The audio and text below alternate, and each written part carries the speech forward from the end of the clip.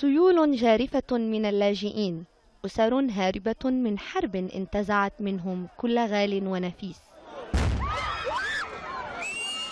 هكذا بدا المشهد على الحدود اليونانية المقدونية بعد أن استقبلتهم شرطة الحدود المقدونية بقنابل الغاز المسيلة للدموع أثناء محاولتهم العبور.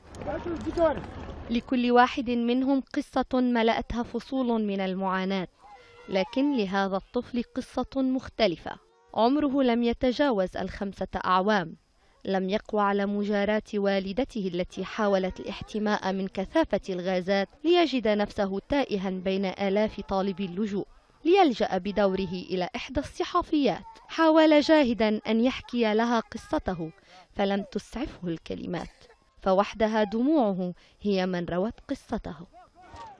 استرعت قصة محمد اهتمام من حوله وهبوا لمساعدته.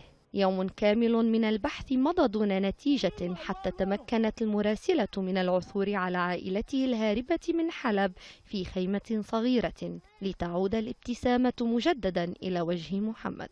وضربوا هالكيماوي كلهم وبنتي صفرت بالأرض، وأنا كمان غازات كتير.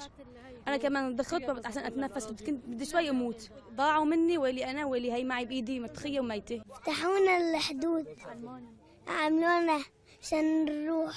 قصة محمد واحدة من آلاف القصص التي يواجهها اللاجئون يوميا في رحلتهم التي يبدو أنها لن تنتهي قريبا مع استمرار إغلاق الحدود.